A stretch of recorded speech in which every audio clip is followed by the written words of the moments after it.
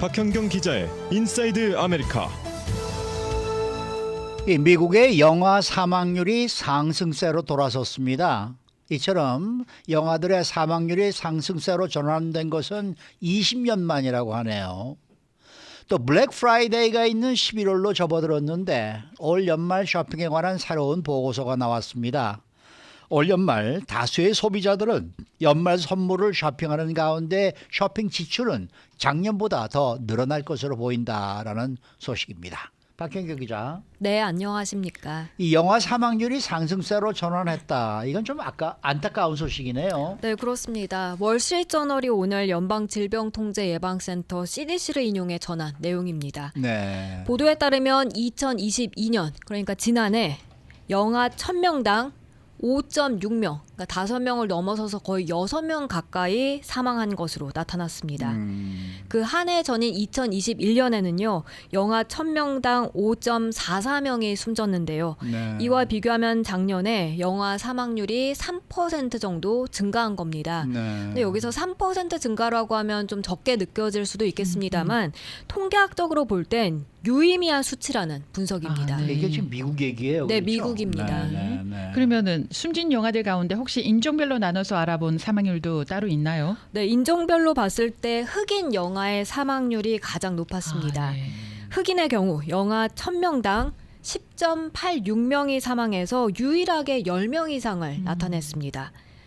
그 다음은 미 원주민인데요. 미 원주민 영하는 1000명 중 9명 조금 넘게 사망해 역시나 사망률이 꽤 높았습니다. 이에 비해서 백인은 영하 1000명당 4.52명으로 나타났고요. 아시아는 영하 1000명당 3.5명으로 적은 편이었습니다. 그렇게 아시안을 제외하고 나머지 인종들은 모두 다 그렇게 작년에 영하 사망률이 증가했습니다. 그런데 사실은 그동안에 이 영화 사망률이 쭉 하락해 왔었는데 갑자기 상승한 것이라면서요. 맞습니다. 1960년대 미국에선 영아 사망률이 지금보단 훨씬 더 높은 편이었거든요. 그때는 영아 사망이 1000명당 26명에 달했습니다. 굉장히 높았죠. 네, 그렇지만 높았네요. 그 후에는 꾸준하게 쭉 하락해 왔습니다.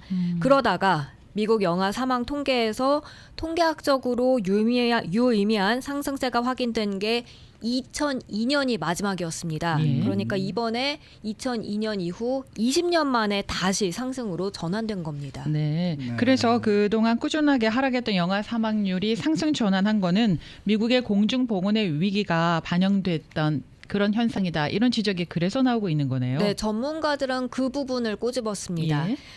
아르주만드 시디킥 토론토대 교수는요, 사회가 그 구성원들을 얼마나 잘 보호하는지 그런 관점에서 봤을 때 미국은 굉장히 뒤떨어져 있다고 밝혔습니다. 네. 더군다나 미국이 사실 의료 기술과 자원 다 풍부한 나라잖아요. 그렇죠. 그런 미국에서 영아가 사망한다는 건 지극히 드물어야 정상인데 예. 이 사망률을 보면 그렇지 않다고 이 교수는 지적했습니다. 그러면은 이렇게 영화들이 목숨을 잃는 가장 주요 원인은 뭡니까?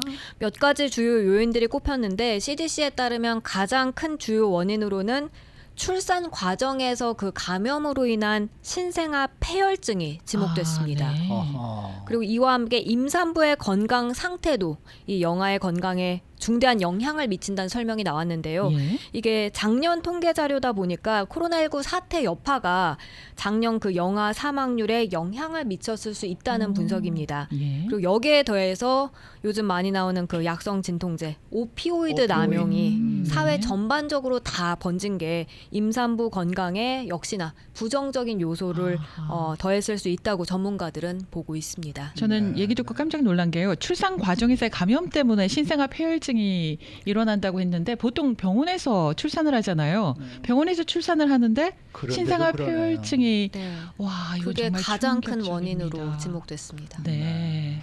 우리가 그 사극을 볼 때 예. 이렇게 뭐 저 중전마마나 마마, 네. 이런 분들이 이제 산하 출산하다가 네. 왜 어린아이들이 많이 죽고 그러는 장면들이 나오잖아요. 나오죠. 네. 왜 저렇게 많이 죽을까 그런 생각을 했었는데 네. 아 이게 다 이거 무슨 그 당시에 무슨 뭐가 있겠습니까? 뭐랄까 이제 항생제도 없고 그런 그러니까요. 상황이니까 네, 네. 이 폐혈증 뭐 이런 것들도 또 많이 음. 작용을 했겠구나라는 네. 생각이 지금 또 드네요. 맞아요. 중세 때는요. 그래서 네. 출산을 앞둔 그 산모들이 절반은 나는 죽을 수도 있다라는 생각을 하고 출산을 했다잖아요. 그때 네. 약이 없어서 그런 일이 있었다고 참. 하는데 미국에서 이렇다고 하니까 정말 충격입니다. 자, 다음 소식입니다. 올 연말 헐리데이 쇼핑 시즌이 다가왔는데요. 분위기를 좀 바꿔볼까요? 올 시즌 트렌드를 알아본 조사 결과가 있다고 하는데 소개해 주시죠. 네, 지난주에 새로 나온 관련 조사, 이 리테일 및 낫에서 실시한 조사인데 가장 눈에 띄는 점 세 가지부터 정리해 보면요. 네. 우선 대다수 소비자들은 올 연말 할리데이 쇼핑을 할 계획이고요. 그렇지만 쇼핑객들은 인플레이션 영향을 받을 수밖에 없어서 네. 보다 할인된 품목, 보다 저렴한 아이템에 집중한다는 그런 조사 결과입니다. 네. 그리고 전체적인 할리데이 쇼핑 예산은 작년보다 늘어난 것으로 조사됐습니다. 이 세 가지 중에서 첫 번째 거 홀리데이 선물 쇼핑을 할 계획이라는 거는 뭐 매년 마찬가지 아닌가요? 근데 작년보다도 오히려 어. 늘어나고 그래요? 코로나19 이전 수준으로 더 많이 이제 할 거라는 조사 결과입니다. 예. 이 소식을 들으시는 우리 청취자분들은 야 올해는 꼭 연말 이 선물을 사야 되겠네라는 생각을 하셔야 되겠네. 그렇죠? 이번 홀리데이 쇼핑이 얼마 정도로 쓰는 걸로 나와 있습니까? 평균 네. 932달러 쓸 계획으로 나왔습니다. 한 사람당요? 네, 한 와우. 사람당. 이야. 그게 작년 조사 결과에선 725달러 지출할 계획으로 나왔었는데요. 예. 그러니까 작년보다 110달러 정도 더 많이 쓰려는 겁니다. 예. 아무래도 인플레이션으로 물가가 올랐으니 그에 맞춰서 돈을 더 쓰게 될 걸로 계획을 한 것으로 분석됩니다. 그 계획한 지출 예산 가운데 얼마를 선물로 쓰고 또 얼마를 자신을 위해서 쓸 것인지 이런 조사도 했다고 하는데 결과는 어떻습니까? 네, 이 평균 932달러 가운데 예. 선물 사는데 쓰는 돈이 약 732달러에 달합니다. 맞네요. 네, 그리고 자기 자신을 위해 쓰는 건 한 200달러 정도입니다. 거의 전체 80%를 이제 선물 사는데 쓰고 나머지 20% 정도만 자기 자신을 위해 쓰는 것입니다. 네. 앞서 무엇보다 이번에는 소비자들이 그 딜, 그러니까 할인된 품목, 또 저렴한 아이템 이런 걸 찾는 것이 이제 눈에 띈다고 말씀하셨는데 관련 조사 내용을 좀 한번 자세히 소개해 주시죠. 네, 연말 쇼핑에서 할인된 품목을 찾아보는 건 언제나 있어온 추세이겠습니다만 네. 이번에는 인플레이션으로 그게 특히 더 우선순위에 놓였다는 평가입니다. 이번 조사 결과 소비자들은 여러 카테고리들에서 모두 할인 품목을 찾으려 하는 것으로 네. 나타났는데요. 가장 할인 품목을 많이 찾는 게 바로 전자기기였습니다. 전체 83% 소비자들이 전자기기 쇼핑에선 할인 품목을 찾겠다고 답했습니다. 이어서는 화장품, 장난감과 게임, 의류, 가전기기 이런 것들에서도 70% 넘게 거의 80%에 가까운 소비자들이 할인 품목을 찾아볼 것이라고 밝혔습니다. 네. 그러면 이번 홀리데이 쇼핑 시즌에 가장 인기 있는 쇼핑 품목은 어떤 거였어요? 가장 많이 사려는 건 바로 기프트 카드입니다. 아, 네. 전체 응답자 과반 54%가 기프트 카드를 구입할 계획입니다. 이어서는 옷과 신발, 액세서리였고요. 그 다음이 장난감과 게임, 현금도 있었고 음식과 술 포함하는 음료 등으로 나왔습니다. 그리고 이 밖에 식당, 이 식당이라는 건 식당 가서 같이 밥 먹는 것도 있고 네. 또 여기에 식당 기프트 카드도 있잖아요. 그걸 네. 둘 다 포함한 수치였습니다. 그 다음이 전자기기, 화장품, 그리고 주얼리 순이었습니다. 네, 그러면은 도대체 이 선물을 사서 누굴 주려고 하는 거예요? 당연히 선물 주는 대상 넘버 원은요, 바로 아이들입니다. 아, 네. 네, 자녀들 또 손주. 손주. 네, 그렇게 59%가 이를 꼽았고요. 예. 그 다음이 자기 자신이었습니다. 네. 52%나 자기 자신에게 선물해 줄 거라고 했고요.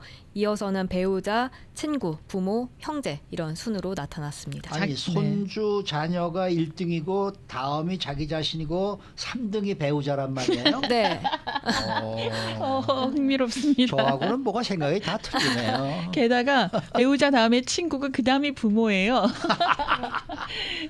어쩌까나요? 아이고. 네. 그런데 저는 한 가지 흥미로운 게 자기 자신에게 네. 선물해준다가 52%나 나왔잖아요. 그럼 자기 자신에게 뭘 선물을 해주는 건가 굉장히 궁금해요. 자기 자신한테 가장 많이 선물하는 건 옷이었습니다. 오, 네, 옷, 네. 신발 그리고 액세서리 이게 47%로 가장 많았고요. 네. 그 다음은 화장품, 또 전자기기, 음식, 식당, 가전기기 이 순으로 조사됐습니다. 네. 정한 어쨌든 올해 한 200달러를 자기 자신을 위해서 쓴다고 말씀하셨죠? 네. 지금부터 고민을 좀 해봐야 되는데 어떤 200달러짜리를 뭘 찾아야 될 것이냐. 여러 개 해사서 200달러 맞추셔도 네. 괜찮아요. 200달러짜리 뭐가 있나. 뭐가 있죠? 걱정이 많네. 네, 오늘부터 좀 찾아봐야 되겠습니다. 수고 많으셨습니다. 감사합니다. 박현경 기자였습니다.